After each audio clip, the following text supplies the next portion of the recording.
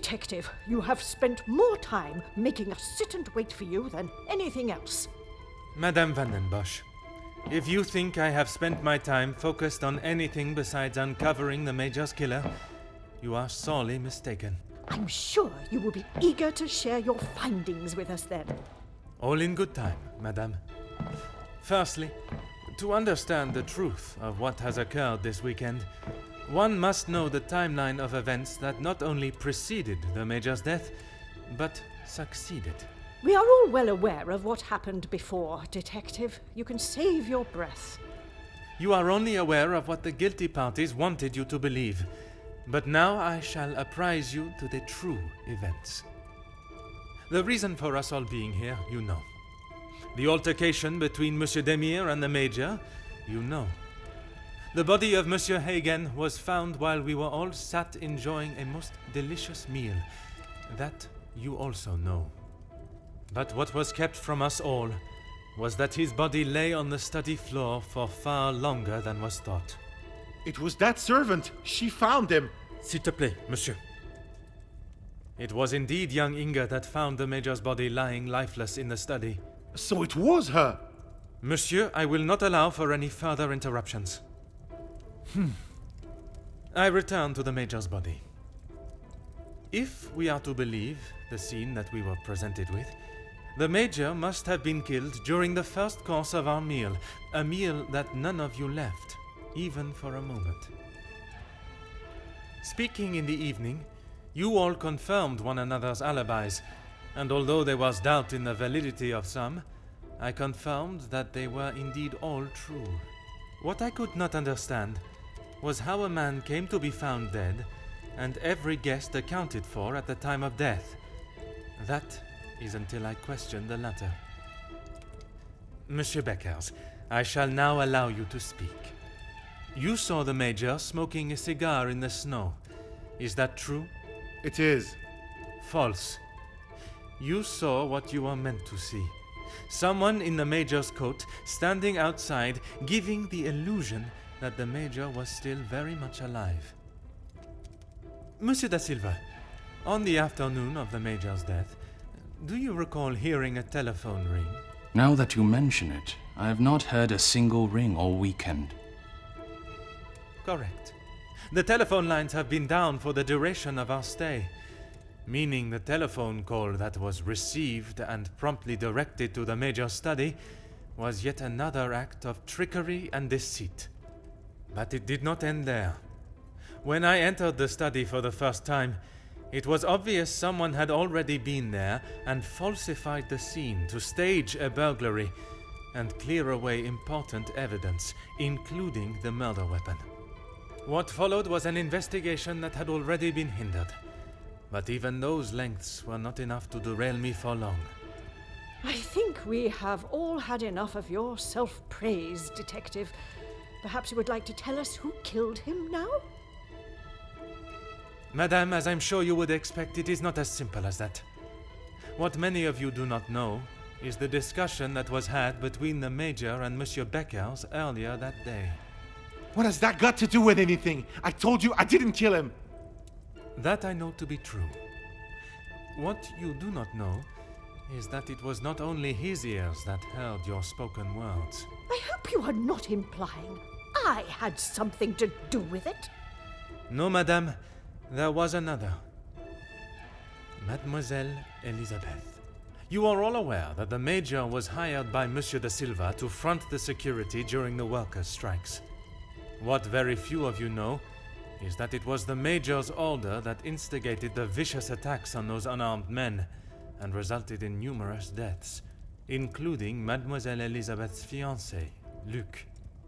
Monsieur Beckers confronted the Major, declaring that he was to hand himself in. That is what Mademoiselle Elisabeth overheard. Now, knowing the truth, she waited until the Major was away from his study. After he stepped outside following the confrontation with Monsieur Demire's fist, it looked to be the perfect opportunity, or so she thought. The Major returned and found her looking for the proof she required to hand him over to the authorities. If the maid bumped him off, why hasn't she been arrested?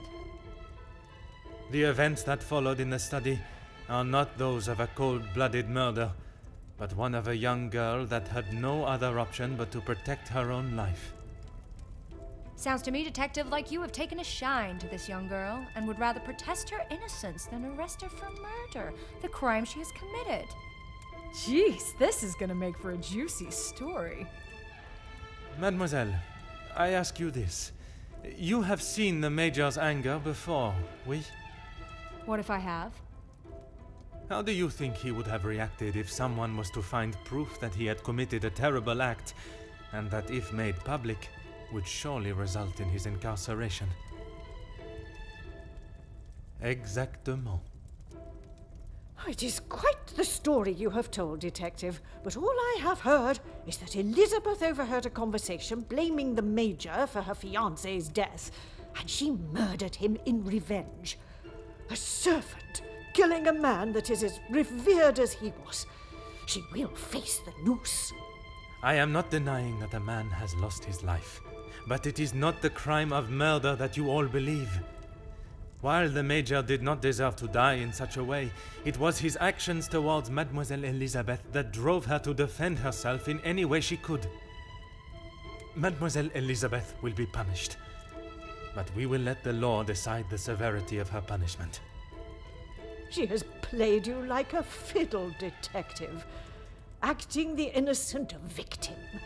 She will be arrested and hanged for her crime, like every other cold-blooded killer. Hear, hear. Give her what she deserves. The girl has got to pay for what she's done.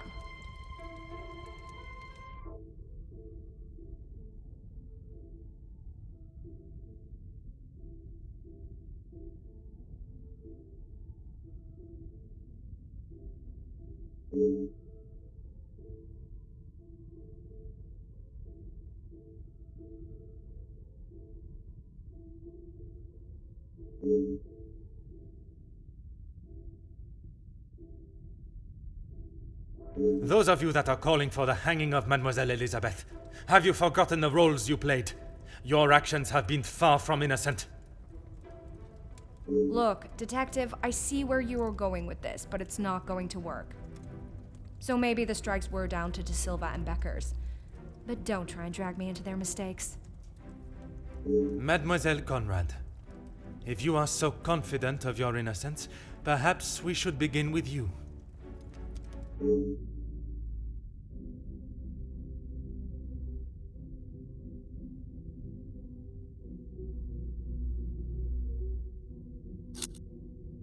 You don't need to imply it's only me that does. Ask any of my journalists, they'll say the same. Even if in the process people are hurt? You knew the situation surrounding the strikes, and only sought to swell the anger in people and create further chaos.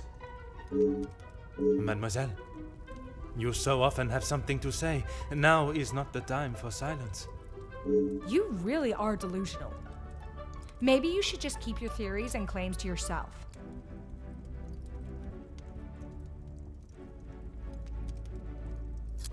You obviously have no idea what goes on in my world. I would say stick to honest police work, but it seems that is not in your field either.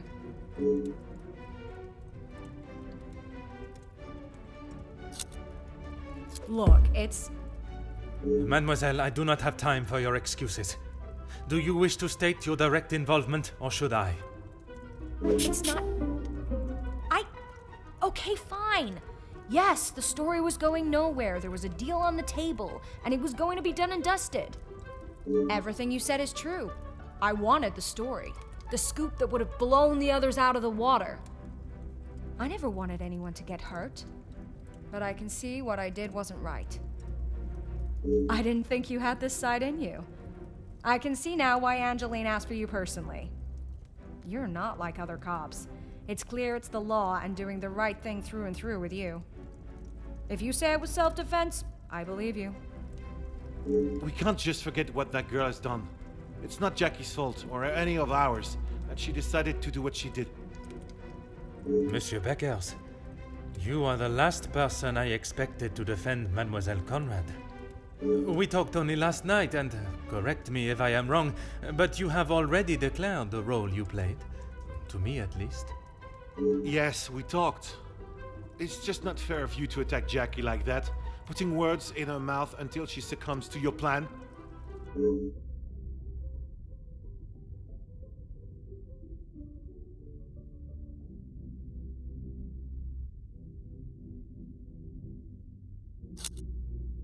Detective, I'm afraid you're misunderstood.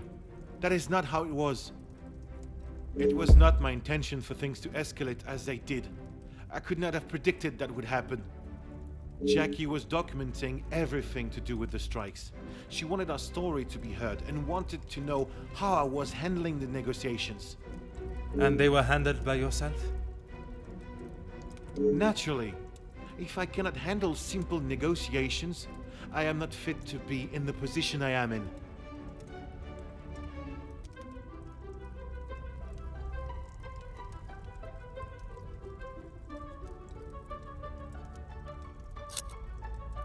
I was only pushing for what my men deserved, what they needed.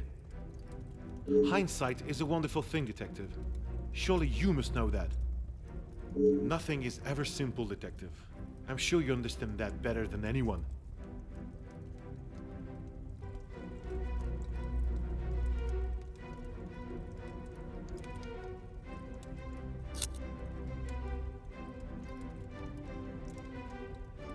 You're right, Detective. I have tried so hard to deny my part, but I know only too well that my decisions led to the death of those men. I know I cannot excuse what I've done. I just want you all to know that I am not a hateful or malicious man. I only wanted to prove that I was the right man. I have lived in other shadows for so long. I thought I would be able to finally step into the light and be the one that everyone remembered, not forgot. Monsieur da Silva offered me a deal and I turned it down. I thought I was doing right by the workers, but it was only myself I was thinking about. What more proof do you need? He said it himself. I made a generous offer to reach a resolution, and he turned his nose up at it. It was not that simple, though. Oui, an offer was made, but Monsieur Beckers and the workers would never have been forced into that position had their working conditions been satisfactory to begin with. This is outrageous! Do you plan on blaming everyone for doing their jobs? I suppose it makes you feel better about yourself, doesn't it?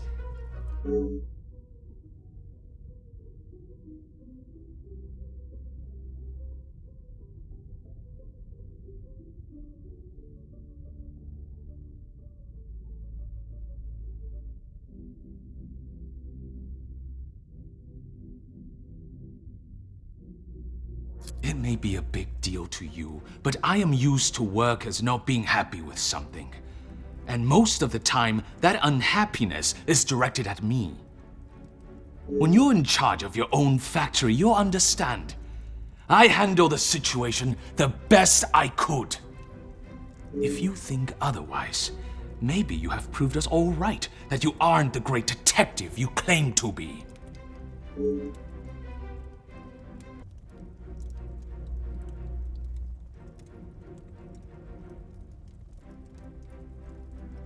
You said it, anonymous. I don't know them, and it doesn't sound like they know me. When you have something people want, money, they will do anything, including constructing lies to get their hands on it. Monsieur da Silva, you seem to have forgotten our previous conversations. I recall them just fine, thank you.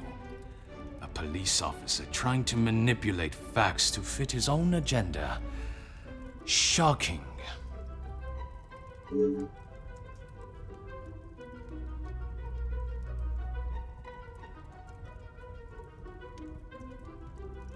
Is that what you plan to do? Accuse us all of something until we feel enough guilt that we agree to allow the girl to walk free? The events that led to the Major's murder are not as simple as you have tried to convince yourself. I have uncovered what initiated both the murder of your workers and of the Major. It is you that refuses to accept the truth. Apparently anyone can become a detective now. I really don't know how you gained your title. Through order and... Order? There's no order in beating down who you consider suspects until they have no other option but to admit something, guilty or not. Monsieur da Silva, you have stood steadfast, and your opinion on your involvement has not wavered. Detective, you would do well not to anger my friends. It was not my intention. I only want those responsible to be held accountable for their actions. The Major's death does not fall on one person alone. Does your position on Mademoiselle Elizabeth's guilt remain the same? Even after all your attempts, Detective, Felix was still murdered. Self-defense or not, she chose to hide what she had done because she knew what she had done was wrong. And she will be punished for it. It was not choice to hide anything, madame. If in her position, I ask, what would you have done? The Major has already furiously thrown an object at you, barely missing your head, and now has hold of your arm. I wouldn't have driven a knife into him, that I can tell you for sure. She is no fool. She intended to kill, not to defend.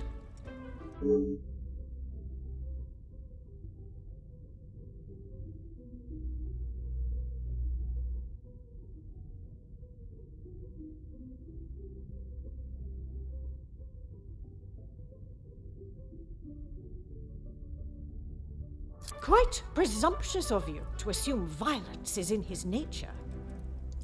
Putting my own feelings towards the Major aside, he was not an honorable man, at least at some time in his life. He must have been for you to allow him in your house for so many years. So, even you confirm he had a history of aggression.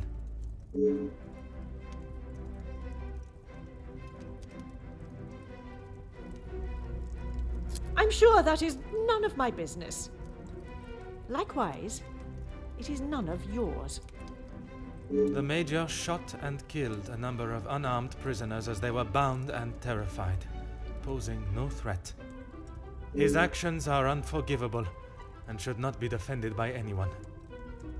You judge him so harshly, but I return the question.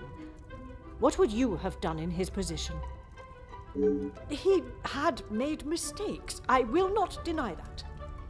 In those moments when a decision had to be made, it fell to him, and he did what he saw fit.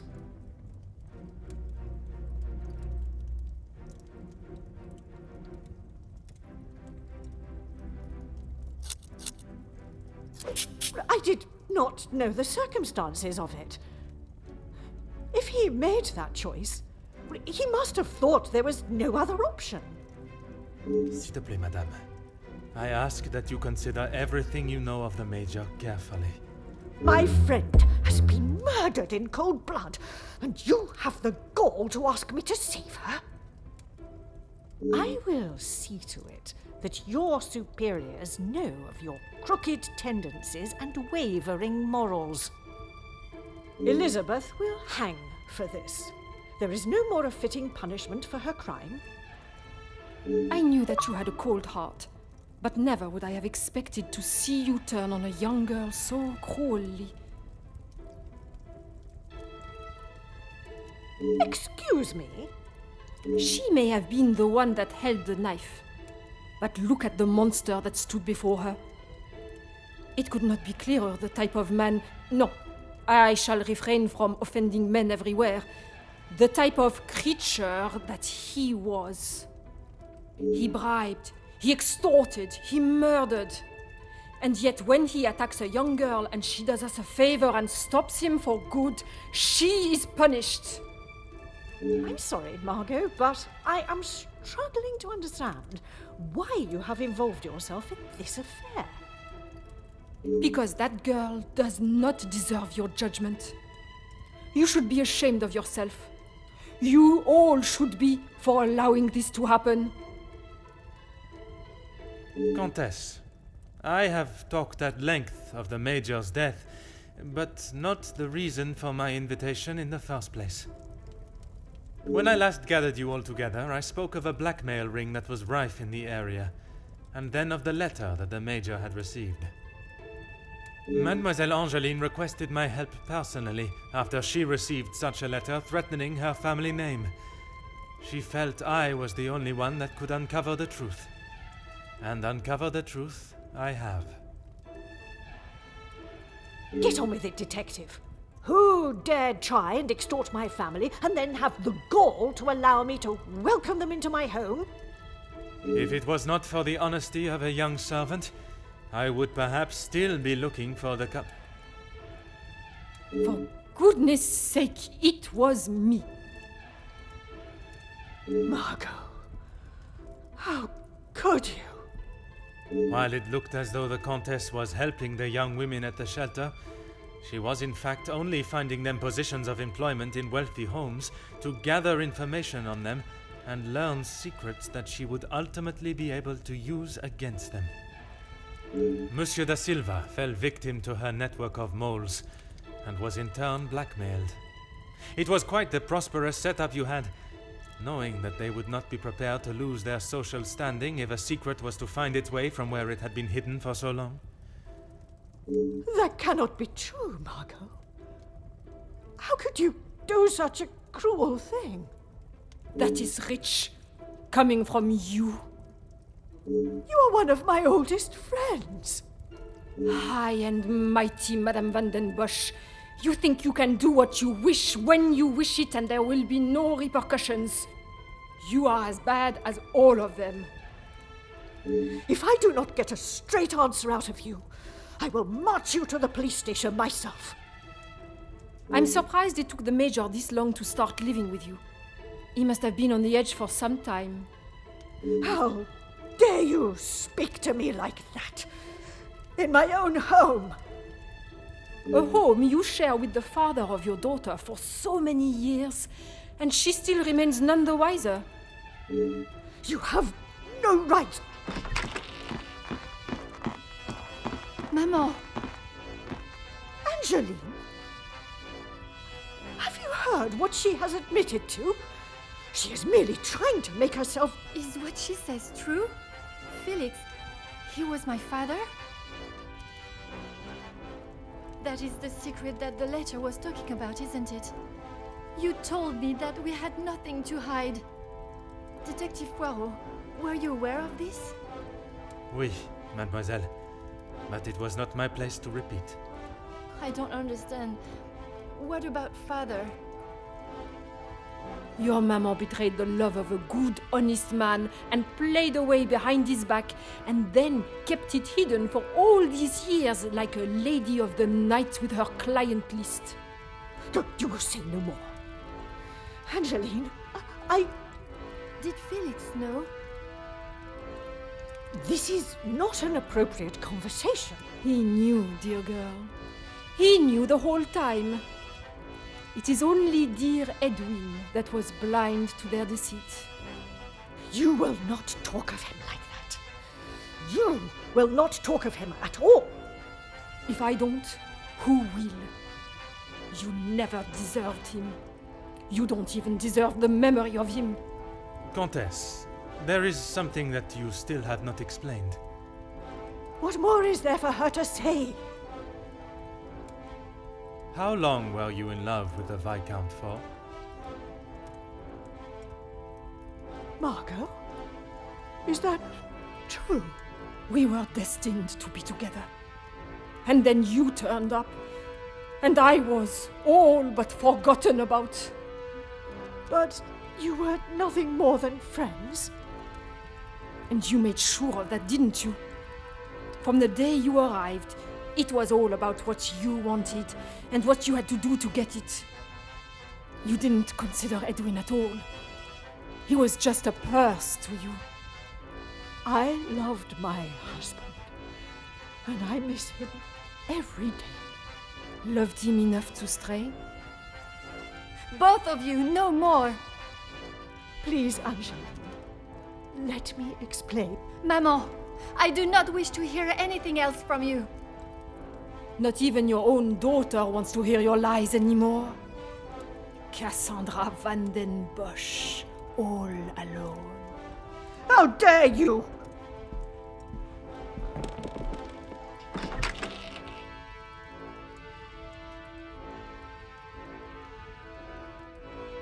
While I feel a sense of satisfaction and pride in solving both cases, there is still a part of me that is reluctant to revel in triumph.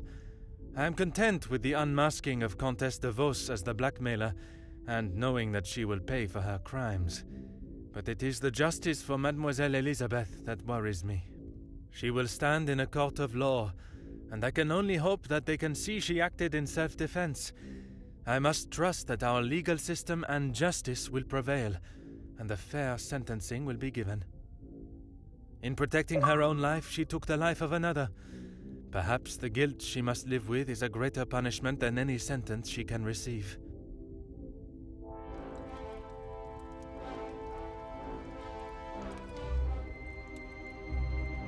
Comtesse de Vos was taken from Nemozinet House in cuffs and placed under arrest. Although she initially tried to plead her innocence, Inga, along with a number of other girls that the Comtesse had found employment for, came forward and made full statements. She was charged with 5 counts of blackmail and extortion and sent to a house of corrections, where she will have a new life to become accustomed to.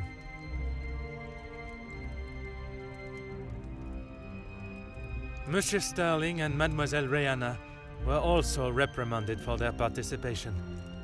While they may not be facing time in prison, tampering with a crime scene and obstruction of a police investigation are certainly not something that houses and new employers will look positively on. Mademoiselle Angeline finally became Madame Demire, and together they took up residence in England, where Monsieur Demire continues to support and fight for fairness and equality in London. I am happy to say that we have remained in contact, and Madame Demire has become a regular correspondent of mine, and the latest joyous news is that they are expecting a child of their own.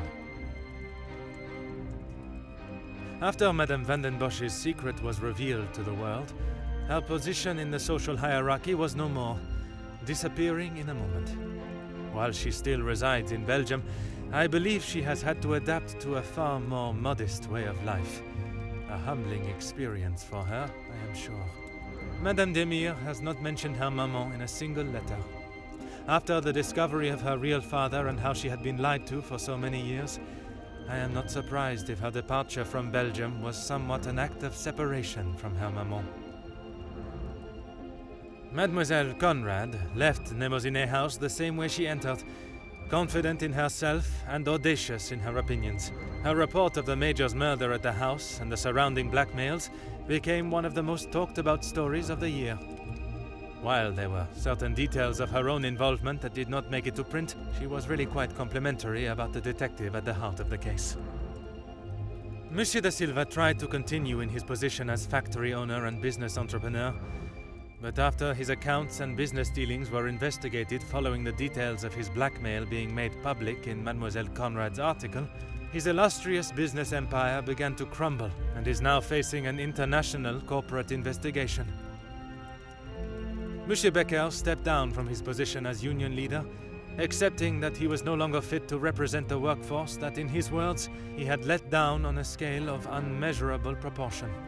Although he is no longer the voice of the workers, he continues to support them from behind the scenes. Monsieur Zachariah and his brother made amends, and returning to his family home, and after sobering up, he was able to find the help that he required.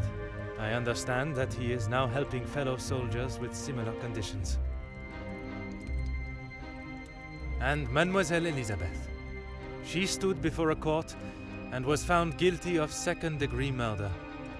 She was sentenced to time in a female correctional house on the outskirts of the city. Alone in a foreign country with no friends or family for support, it will certainly be a hard life for her there. Her mental and physical strength will surely be tested to their limits, but she could not go unpunished. Without repercussions, we would become a society of animals.